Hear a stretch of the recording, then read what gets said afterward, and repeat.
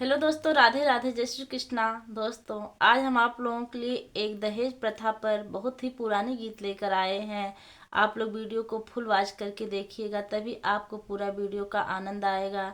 और बहुत ही दर्द भरी गीत है, आप लोग बीच में मत रोकिए और अपने प्यारे प्यारे हाथों से लाइक, कमेंट और सब्सक्राइब जरूर कीजिएगा।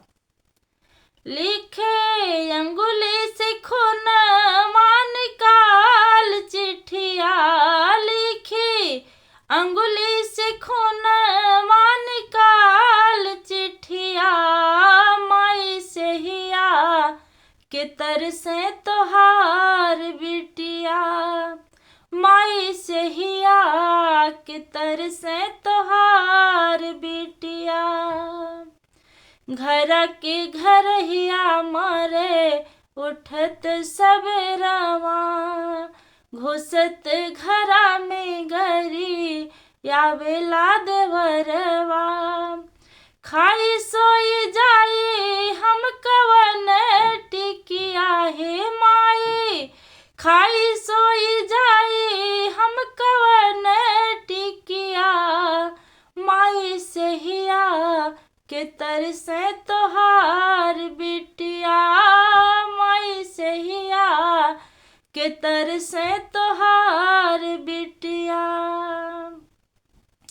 कैसे के जियरा के अगिया बुझाई, बैठी कौन कौनवा में रोवहु न पाई।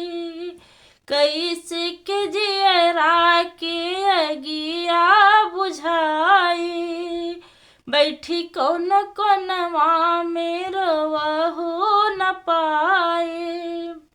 रोवत मिली तो पड़नी लठिया, रोवत मिली तो पड़नी लठिया, माई से हिया के तरसे तोहार बिटिया, माई से हिया के तरसे तोहार बिटिया।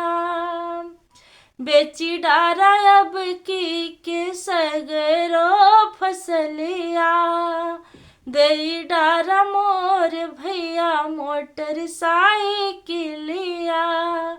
नाही तो न पैबा हमार लसिया, नाही तो न पैबा हमार लसिया, माई से हिया के तरसे तोहार बिटिया, माई से हिया के तरसे तोहार बिटिया।